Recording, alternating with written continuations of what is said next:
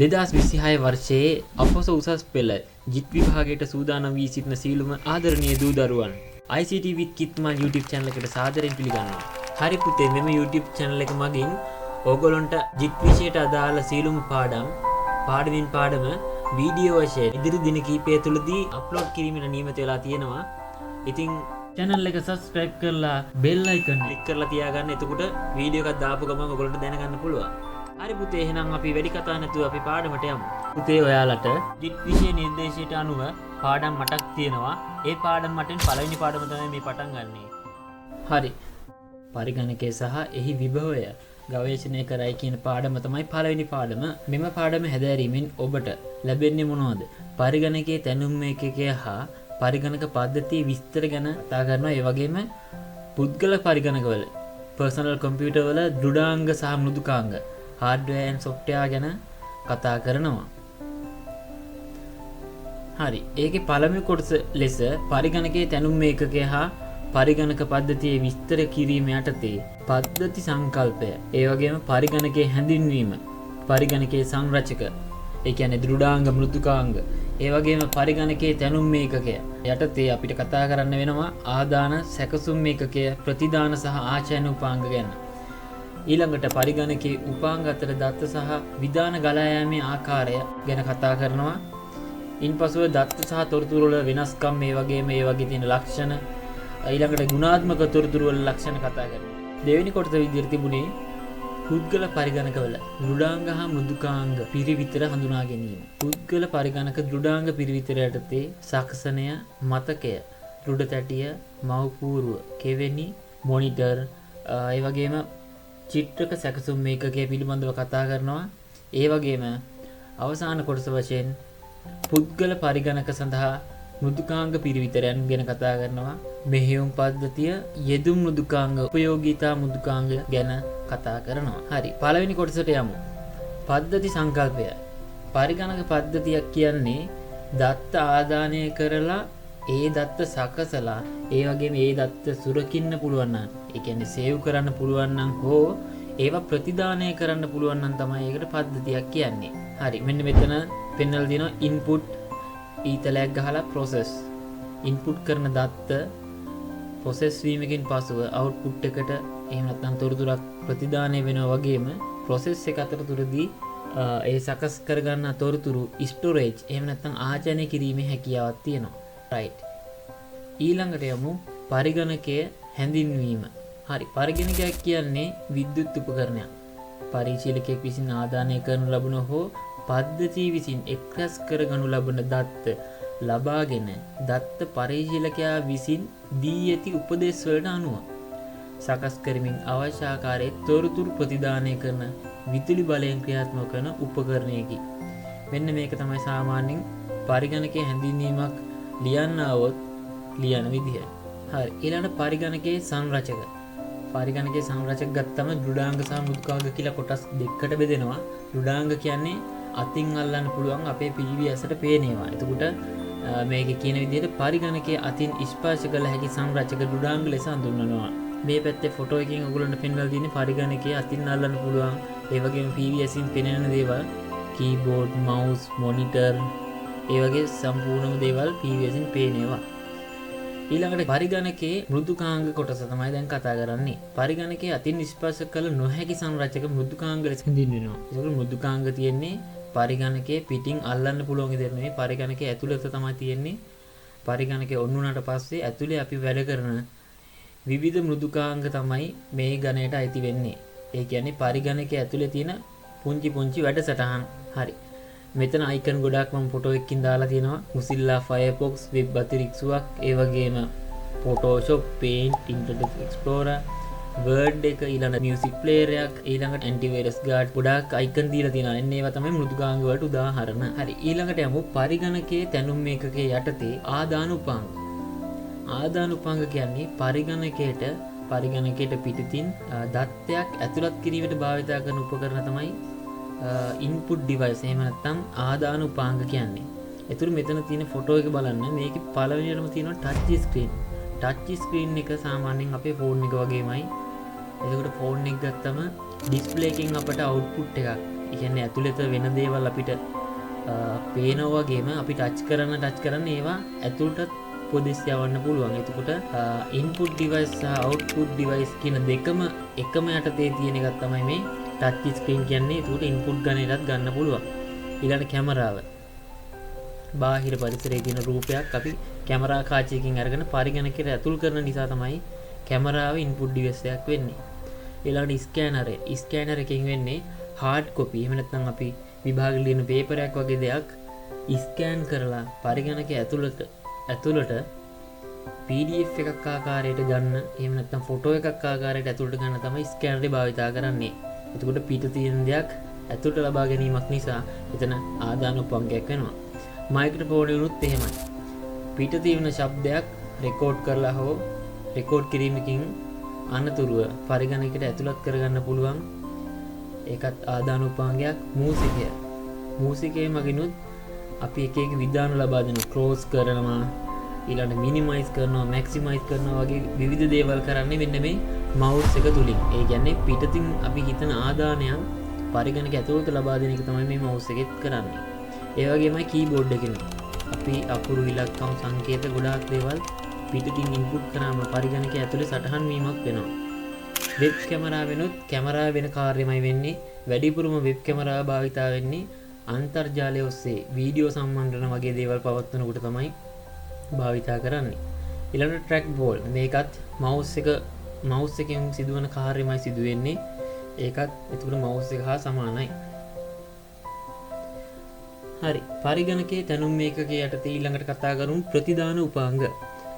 ප්‍රතිදාන උපාංග යටතේ පරිගණකයේ ඇතුළත තියෙන දෙයක්, ඇතුළත තියෙන අපි සකස් කරගත්ත මොකක් හෝ දත්තයක් පරිගණකයෙන් පිටතට පෙන්눔 කිරීමට හෝ පිටතට ගැනීමට භාවිතා කරන උපකරණ වලට තමයි මේ ප්‍රතිදාන උපාංග කියන්නේ. එතකොට ස්පීකර් තියෙන පළවෙනි එකේ පරිගණක ඇතුළත තියෙන ශබ්දයක් පිටතට ගන්න ප්‍රතිදාන උපාංගයක් ලෙස ස්පීකරේ ගන්නවා. ඒ වගේම මොනිටරය, පරිගණකේ තියෙන සීලුම දේවල් අපිට පේන්නේ මොනිටරය හරහා. එතකොට මොනිටරය තමයි පරිගණකයේ තියෙන ප්‍රධානතම ප්‍රතිදාන උපාංගය තමයි මොනිටරය. ඒ වගේම ඉස්බණුව කියනවා, නැත්නම් හෙඩ්ෆෝන් එක කියනවා. හෙඩ්ෆෝන් එකෙන් උත් වෙන්නේ ස්පීකරේ කාර්යම තමයි. ඒ වගේම තියෙන ප්ලොටර්, සාමාන්‍යයෙන් ඔය බැනර් වගේ print කරන්න, ලොකු දේවල් print කරන්න තමයි මේ ප්ලොටර් කියන printer එක පාවිච්චි කරන්නේ. ඒකෙත් පරිගණකයේ ඇතුළත ඩිසයින් කරන දෙයක් තමයි පරිගණකයෙන් පිටතට print out එකක් විතර අපි පොලයකට ගන්නෙ. ප්‍රොජෙක්ටරෙන් කරන්නෙත් මොනිටරින් කරන කාර්යමයි. පරිගණක ඇතුළත තියෙන රූප සටහනක් හෝ වීඩියෝ දර්ශනයක් පිටතට ලබා ගන්න තිරයක් සම්බන්ධ කරලා පිටතට ගන්න එක තමයි කරන්නේ. ඊළඟට printerේ කාර්යය අපි කතා කරා. පරිගණක ඇතුළත තියෙන දෙයක් පිටතට ගන්න තමයි printerේ භාවිතා කරන්නේ. එතකොට මෙන්න මේවා තමයි ප්‍රතිදාන උපාංග වලට උදාහරණ. ඊළඟට පරිගණකයේ තැනුම් ඒකකයේ යටතේ සැකසුම් ඒකකයේ එහෙම නැත්නම් මධ්‍ය සැකසුම් ඒකකයේ කියලා කියන මේකට මේකේ ප්‍රධාන කොටස් තුනක් තියෙනවා. මේක පිහිටලා තියෙන්නේ පරිගණකයේ පද්ධති ඒකකයේ ඇතුලේ තියෙනවා සර්කිට් බෝඩ් එකක්. ඒ සර්කිට් බෝඩ් එකට අපි කියනවා මව් පූර්ව කියලා. එන්නේ මව් පූර්ව මත තමයි මේ CPU එක සම්බන්ධ කරලා තියෙන්නේ. CPU එක කියන්නේ සාමාන්‍යයෙන් පරිගණකයේ මොළය කියලා තමයි හඳුන්වන්නේ. ඒකේ ප්‍රධානතම කාර්යයන් තුනක් තියෙනවා මෙයාගේ. පළවෙනි එක තමයි arithmetic and logic unit කියලා කියනවා. ගණිතමය හා තාර්කික ඒකකය. මේකෙන් කරන්නේ පරිගණකයේ තියෙන සියලුම ගණිතමය කටයුතු හා ඒ වගේම තාර්කික කටයුතු ඔක්කොම පාලනය කරන්නේ මෙන්න මෙයා. එතකොට අපි ගානක් හදන්න ගියොත් ඒකේ ගණිතමය සංකල්ප ටිකයි ඒ වගේම තාර්කික කටයුතු සියල්ලම සිදු කරන්නේ මෙන්න මේ ALU මගින්. ඒ වගේම තියෙනවා ඊළඟ කොටස CU. CU කියන්නේ control unit, එහෙම නැත්නම් පාලන ඒකකය කියලා කියනවා. මේකෙන් තමයි පරිගණකයට සම්බන්ධ කරලා තියෙන සියලුම උපාංග අතර සංනිවේදනය සහ පාලනය සිදු කරන්නේ මෙන්න මේ CU කියන කොටසින්. එතකොට ඊළඟ කොටස තමයි memory register, MR කියලා කියනවා. මතක රෙජිස්ටර් කියලා තමයි සිංහලෙන් කියන්නේ. මෙන්න මේ මතක රෙජිස්ටර් වල කාර්යය තමයි පරිගණකයේ මොකක් හරි දත්තයක් සැකසීමකට භාජනය කරගන්න වෙලාවේ ඉඳලා ඒක පිටතට දෙනකන් එයා තමයි තැම්පත් කරගෙන ඉන්නේ. එතකොට මේක తాවකාලික මතකයක්. පරිගණකයේ තියෙන වේගවත් මතකය කියලාත් කියනවා. අපි ඊළඟට කතා කරමු පරිගණක මතක වර්ග යටතේ පරිගණකයේ ප්‍රධාන මතකය එහෙම නැත්නම් ද්විතීයික මතකය කියලා කොටස් දෙකයි, main memory and secondary memory. main memory කියන්නේ ප්‍රධාන මතකය. ප්‍රධාන මතකයේ ආකාර දෙකකට බෙදෙනවා. සසම්භාවී ප්‍රවේශ මතකය සහ පතන මාත්‍ර මතකය. සසම්භාවී ප්‍රවේශ මතකයට කියනවා අපි random access memory. එහෙම නැත්නම් RAM කියලා කියනවා. පතන මාත්‍ර මතකයට read only memory. එහෙම නැත්නම් ROM කියලා කියනවා. හරි. සසම්භාවී ප්‍රවේශ මතකය ගැන කතා කරලා බලමු. ප්‍රාථමික මතකය, ප්‍රධාන මතකය, සසම්භාවී ප්‍රවේශ මතකය, random access memory RAM. ඔන්න ඔය නම් සියල්ලෙන්ම මෙන්න මේක හඳුන්වනවා. එතකොට මධ්‍ය සැකසුම් මේකයකට කෙලින්ම ඩිරෙක්ට් ප්‍රවේශ වෙන්න පුළුවන් මතකයට තමයි මේ ප්‍රාථමික මතකය කියන්නේ. මේ ප්‍රාථමික මතක වර්ග තුනක් තියෙනවා. එකක් තමයි RAM.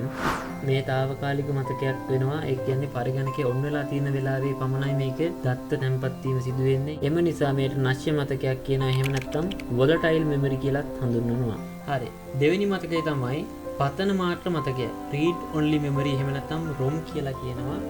පතන මාත්‍ර මතකයේ තියෙන්නේ පරිගණකයේ මව්පුරුවට සම්බන්ධ කරලා මේක විශේෂයෙන්ම සකස් ලැබන්නේ පරිගණක නිෂ්පාදනය කරන ආයතන විසින්මයි සකස් කරලෙවන්නේ. මේක non volatile memory එකක්. ඒ කියන්නේ මේකේ තියෙන මතකය මැකෙන්නේ නැහැ කවදාවත්. ඒතුළු මේක ඇතුලේ තියෙන්නේ පරිගණකයේ මූලික ක්‍රියාවලියට අවශ්‍ය දත්ත සහ විධාන තැන්පත් කරන තමයි මෙන්න මේ පතන මාත්‍ර මතකයක් තියෙන්නේ. BIOS නොහොත් මූලික ආදාන ප්‍රතිදාන පද්ධති basic input output system මේවා ගබඩා කරලා තියෙන්නේ මෙන්න මේ පතන මාත්‍ර මතකයේ තුල. අපි පරිගණකයක් ඔන් කරනකොට දැකලා ඇති කළු පාට ස්ක්‍රීන් එකක් ඇවිල්ලා සුදු පාට හෝ විවිධ පාට වලින් සමහරක් වෙලාවට අකුරු නිමි නිමිපත් වෙනවා, ටයිප් කරන්න තියෙනවා. අන්න ඒ වගේ වැටෙන්නේ මෙන්න මේ BIOS මොඩ් එකට යනකොට. ඊළඟට තියෙන තුන්වෙනි මතකය තමයි වාරක මතකය. එහෙම නැත්නම් කෑෂ් මෙමරි. කෑෂ් මෙමරි කියන්නේ පරිගණකයේ මධ්‍ය සැකසුම් ඒකකයේ ඇතුලේ තියෙන මතකය නෙවෙයි. ඒකට ගොඩාක්ම සමීපව පිහිටි මතකයක්. එතකොට මධ්‍ය සැකසුම් ඒකකයෙන් ALU කියන කොටසෙන් තමයි ගණිතමය හා තාර්කික කටයුතු කරනවා කිව්වේ. එතකොට ඒකේ තිබුණා MR කියලා එකක්, මෙමරි රෙජිස්ටර්. එතකොට ගානක් හදාගෙන යද්දී දත්ත එයා ගාව තියනවද කියලා බලනවා. එයා ගාව නැත්නම් ඊළඟට මෙයා හොයන්නේ මෙන්න මේ කෑෂ් මෙමරි කියන එක. මේකත් ඇවිල්ලා නශ්‍ය මතකයක්. හරි. දැන් යමු ද්විතීයික මතකයන් වලට. එහෙම නැත්නම් සෙකන්ඩරි මෙමරි ගැන විස්තරය කතා කරන්න. ද්විතීයික මතක කියන්නේ පරිගණකයේ දත්ත සහ තොරතුරු මැකෙන්නේ නැතුව ස්ථිරවම ගබඩා කරන්න පුළුවන් උපාංග වලට තමයි මෙම බාහිර ආචාන උපාංග කියලා කියන්නේ. මේවා පරිගණකයේ ඇතුලේ මෙන්න පිටින්ද සම්බන්ධ කරන්න පුළුවන් ඒවා තියෙනවා. එක්ස්ටර්නල්, ඉන්ටර්නල් කියලා කියන අපි පරිගණකයේ ඇතුලෙන් සහ පිටින් සම්බන්ධ කිරීමේ හැකියාවක් තියෙන මේ උපාංග. මේවා non volatile. ඒ කියන්නේ විදුලි බලය නැති වෙලාවෙ වුණත් මතකයේ තැන්පත් වෙලා තියෙනවා, නැති වෙන්නේ නැහැ. ද්විතීයික ආචාන උපාංග ප්‍රධාන ආකාර තුනකට බෙදෙනවා. ඒ ආකාර තුන තමයි දත්ත තැන්පත් කිරීමේ මාධ්‍ය එහෙම නැත්නම් තාක්ෂණය අනුව කොටස් තුනයි. චුම්බක මාධ්‍ය තාක්ෂණය, ප්‍රකාශ මාධ්‍ය, ඊළඟට ඝන තත්ත්වයේ උපාංග තුනකට බෙදෙනවා. මැග්නටික්, ඔප්ටිකල්, සොලිඩ් ස්ටේට් කියලා වර්ග තුනකට බෙදෙනවා.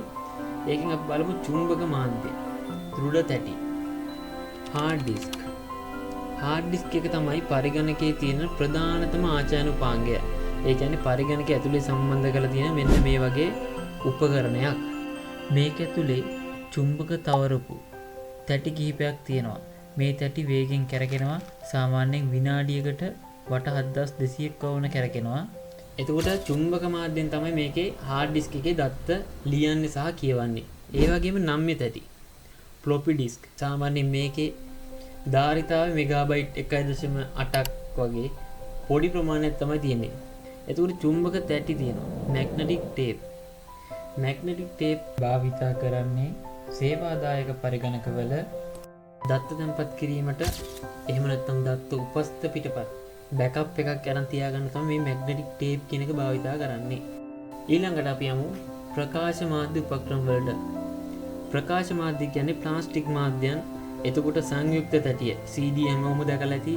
CD, ඊළඟට සංඛ්‍යාංක බහුවිධ තැටි DVD, ඒ වගේම Blu-ray තැටි. Blu-ray කියන තැටි වර්ගයේ දත්ත ධාරිතාවය, දත්ත තැන්පත් කිරීමේ ධාරිතාවය ඉතාම වැඩි. CD එක තියෙන්නේ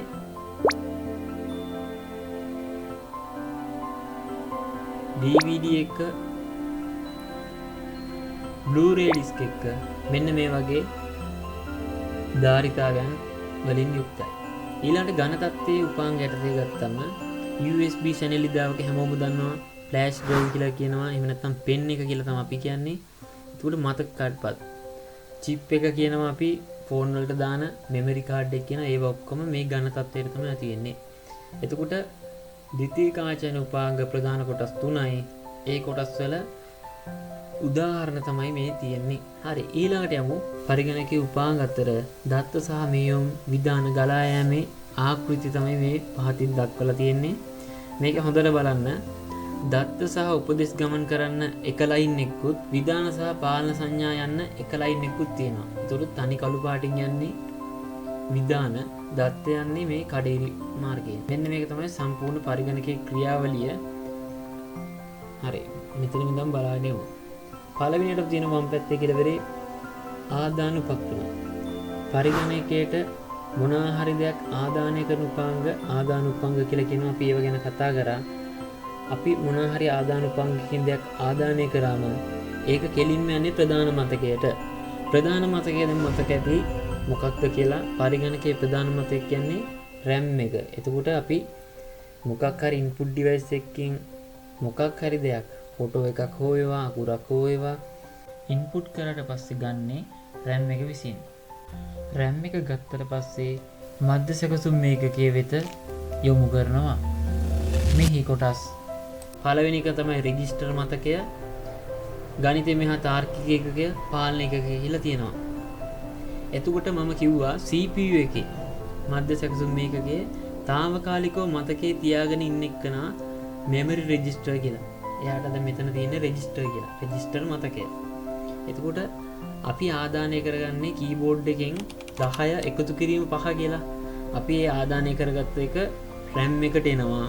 ප්‍රධාන මතකයට ඇවිල්ලා එතනින් පල්ලෙහාට එනවා රෙජිස්ටර් මතකයට දාගන්නවා. CPU එකේ తాවකාලික මතකයේ දාගන්නවා. දාගෙන ඒ ඉලක්කම් දෙකයි ඒ ධන ලකුණයි ඔක්කොම දැන් මෙතන තමයි තියෙන්නේ. ඊට පස්සේ මෙයා අංක ගණිතය මෙහා තාර්කික ඒකයට මේ කොටස් ටික ලබා දෙනවා. ඒතර මෙතනින් තමයි මේ ගණනය කිරීම වලට අදාළ තීරම දේවල් සිද්ධ කරන්නේ. මෙයා ගාන හදනවා. හදලා බලන්න ආපහු දත්ත ගැලීමේ මාර්ගයේ තියෙන රෙජිස්ටර් මතකේ පැත්තට. එතකොට ඒ හැදුවට පස්සේ ඒ උත්තරය ආපහු අරන් එන්නේ කවුද? රෙජිස්ටර් මතකයේ විතර අරන් එනවා.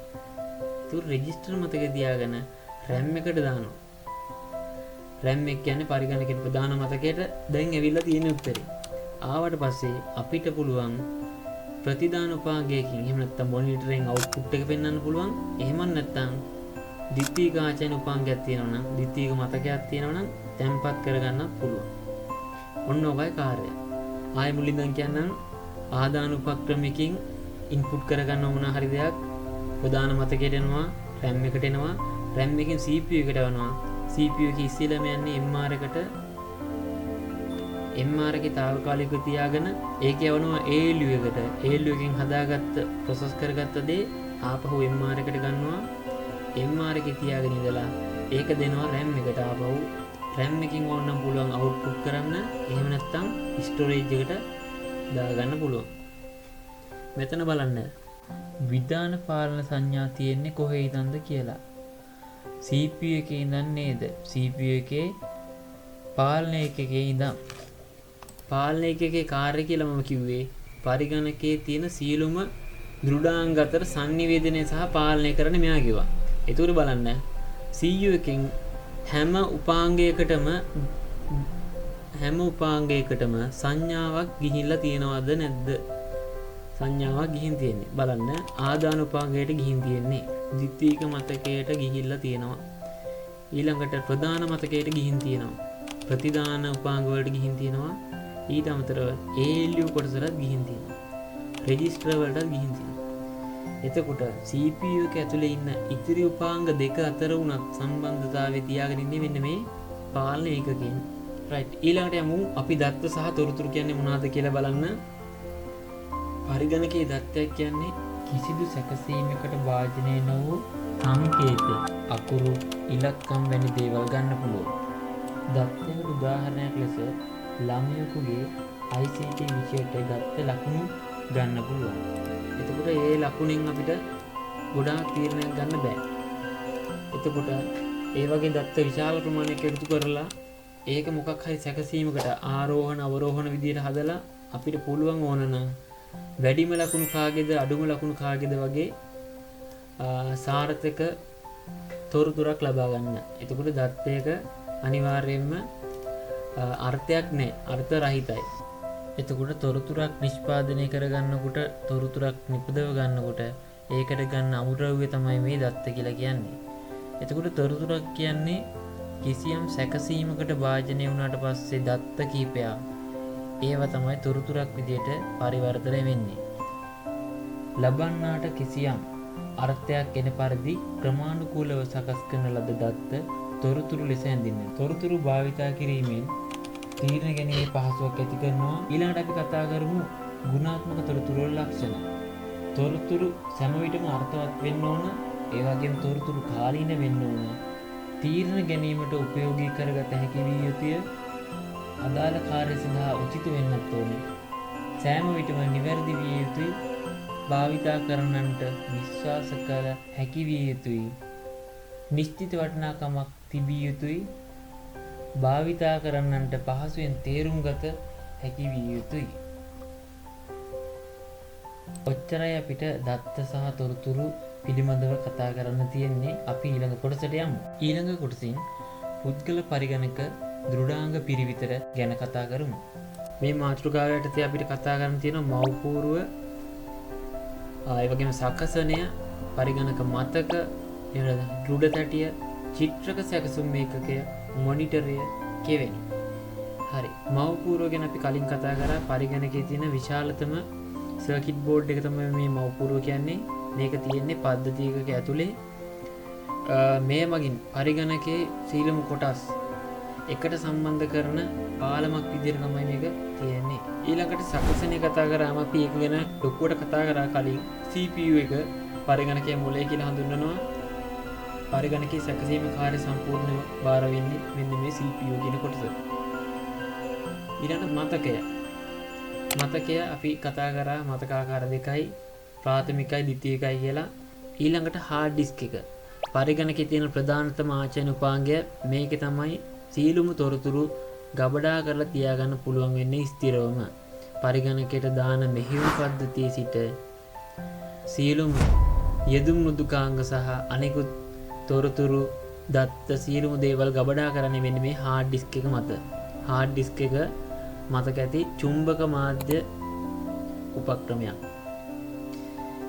ඊළඟට චිත්‍රක සැකසුම් මේකකේ GUI කියලා කියනවා. මේ ග්‍රැෆික් කාඩ් එක කියලාත් කියනවා, VGA කාඩ් එක කියලාත් කියනවා. එතකොට පරිගණක ක්‍රීඩා කරන කට්ටිය දන්නවා ඇති.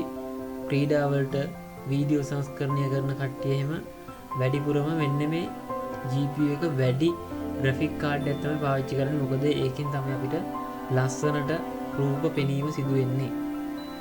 ඊළඟට මොනිටරය. මොනිටරය තමයි පරිගණකයේ තියෙන ප්‍රධානතම ප්‍රතිදාන උපාංගය. මේකෙන් අපිට පරිගණකය තුල තිබෙන සියලුම දේවල් ප්‍රතිදානය කරගන්න පුළුවන්. ඒ කියන්නේ අපිට ලයිව් බලා ගන්න පුළුවන්. ඊළඟට අපි කතා කරන අවසාන වශයෙන් පෝට්. එහෙම නැත්නම් කෙවෙනි. පරිගණකයේ පිටිපස්සේ එහෙම නැත්නම් පද්ධති ඒකකයක් පිටිපස්සේ ඕගොල්ලෝ දැකලා ඇති ගොඩාක් ස්විච් තියෙනවා. පෝට් තියෙනවා, කෙවෙනි තියෙනවා.